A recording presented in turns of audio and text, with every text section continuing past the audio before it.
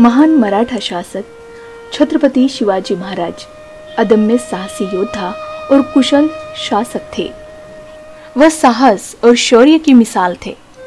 माता जीजाबाई और पिता शहाजी भोसले द्वारा दिए गए संस्कारों के कारण ही शिवाजी महाराज महान बने। शिवाजी महाराज का पूरा नाम शिवाजी राजे भोसले था। 1674 में रायगढ़ में उन्हें छत्रपति की उपाधि मिली। वह छत्रपति शिवाजी महाराज नाम से प्रसिद्ध हुए। वह धर्मनिरपेक्ष शासक थे। वह सिर्फ अपने राज्य की रक्षा करने के लिए युद्ध करते थे।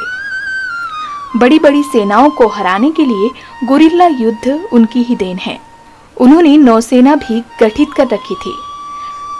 उनकी विशेषता केवल युद्ध में ही नहीं थी, बल्कि वह भारत के एक कुशल प्रशासक और रणनीतिकार के रूप में भी जाने जाते हैं। छत्रपति शिवाजी महाराज ने भूस्वराज्य एवं प्रशासन के क्षेत्र में अनेक कदम उठाए।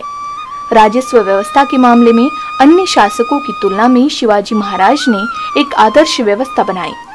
छत्रपति शिवाजी महाराज ने राजस्व व्यवस्था को लेकर एक सही मानक इकाई बनाया था।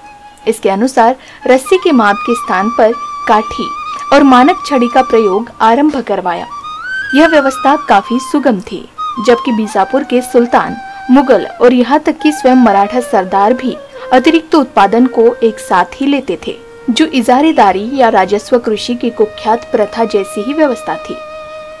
छत्रपति शिवाजी महाराज ने अपने प्रशासनिक सुधार में भूस्वराज्य विभाग से बिचौलियों का अस्तित्व समाप्त कर दिया था।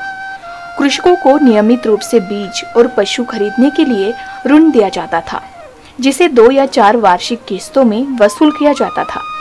अकाल या फसल खराब होने की आपात स्थिति में उदारतापूर्ण अनुदान एवं सहायता प्रदान की जाती थी। नए क्षेत्र बसाने को प्रोत्साहन देने के लिए किसानों को लगान मुक्त भूमि प्रदान की जाती थी। छत्रपति शिवाजी महाराज के समय जमींदारी प्रथा अपने चरम पर थी। इस प्रथा ने भारत के किसान को गरीबी की ओर ढकेल दिया था।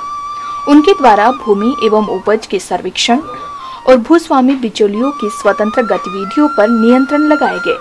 उन्होंने जमींदारी प्रथा को समाप्त करने के लिए विशेष कार्य किए थे। वैसे छत्रपति शिवाजी महाराज के शासनकाल में भू राजस्व के अलावा राज्य की आय के 2 और स्रोत थे, सरदेशमुखी और चौथ। यह एक तरह का सैनिक कर था, जिसे अनाज के रूप में वसूला जाता था। सरदेशमुखी लोगों के हितों की रक्षा करने के बदले वसूला जाता था, जबकि चौथ बाह्य शक्ति के आक्रमण से सुरक्षा प्रदान करने के बदले लिया जाने वाला कर था। यूं तो छत्रपति शिवाजी महाराज की प्रशासनिक व्यवस्था काफी सीमा तक दक्षिणी राज्यों की व्यवस्था पर आधारित थी। साथ ही मुगलों की प्रशासनिक व्यवस्था की भी उस पर कुछ छाप थी। छत्रपति शिवाजी महाराज ने काफी कुशलता से अपनी सेना को खड़ा किया था। उनके पास एक विशाल नौसेना भी थी।